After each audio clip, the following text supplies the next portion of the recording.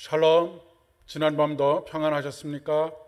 오늘도 소망으로 가득한 복된 하루 되시기를 바랍니다. 오늘은 출애굽기 20장 1절로 11절의 말씀을 중심으로 해서 하나님을 뵙고 먹고 마셨더라 라고 하는 제목으로 함께 은혜를 나누고자 합니다. 오늘 우리에게 주시는 하나님의 말씀은 출애굽기 24장 1절로 11절의 말씀 중에서 4절로 11절의 말씀을 봉독하겠습니다.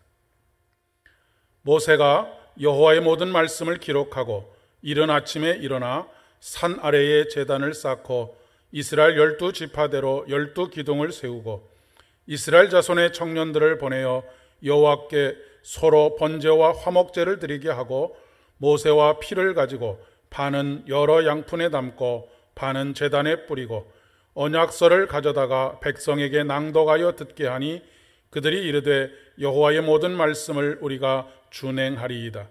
모세가 그 피를 가지고 백성에게 뿌리며 이르되 이는 여호와께서 이 모든 말씀에 대하여 너희와 세우신 언약의 피니라. 모세와 아론과 나답과 아비후와 이스라엘 장로 70인이 올라가서 이스라엘의 하나님을 보니 그의 발 아래에는 청옥을 편듯하고 하늘같이 청명하더라. 하나님이 이스라엘 자손들의 존귀한 자들에게 손을 대지 아니하셨고 그들은 하나님을 뵙고 먹고 마셨더라. 아멘. 가끔 뉴스를 통해서 보게 되면 우리나라의 대통령이 외국을 방문하거나 외국의 대통령이나 아니면 정부 수반이 우리나라를 방문하게 되면 양국의 계약이나 조약을 체결한 이후에 만찬을 여는 것이 관례적으로 만찬을 여는 것으로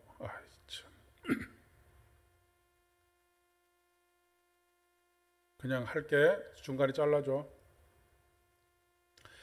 가끔 뉴스를 보게 되면 우리나라의 대통령이 외국을 방문하거나 외국의 대통령이나 정부 수반이 방한을 하게 되면 양국 간의 계약이나 조약을 체결한 후에 만찬을 가지는 것을 볼 수 있습니다.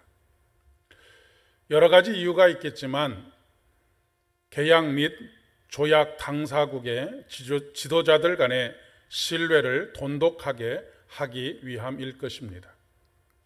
특별히 한 테이블에 둘러 앉아서 음식을 나누어 먹는 가운데 더욱더 친밀감이 두터워질 것이기 때문입니다. 하나님께서 하나님의 자녀들과의 관계에서 언약을 맺으십니다. 하나님께서 우리 인간과 언약을 맺으시는 것은 두 가지 차원의 언약이 있습니다. 그 하나는 편무적인 계약입니다. 하나님께서 일방적으로 책임과 의무를 모두 다 짊어지는 약속입니다.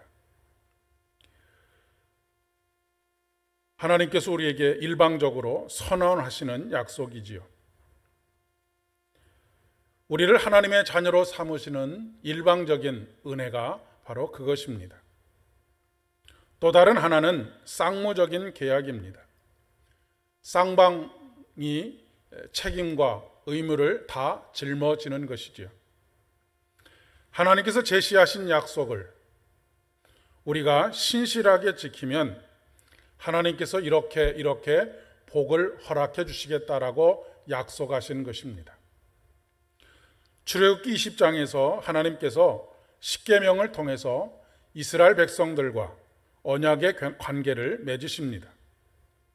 그리고 그 이후에 23장까지 십계명에 따른 구체적인 삶의 지침들을 가르쳐 주십니다.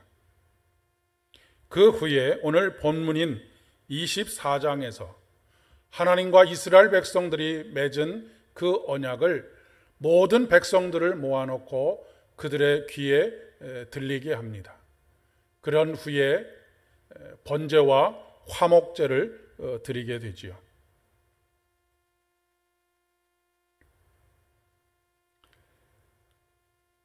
번제와 화목제를 드리고 난 이후에 비로소 영광으로 가득 차서 말로는 형용할 수 없는 천국의 잔치가 벌어지고 있는 것을 목격할 수 있습니다.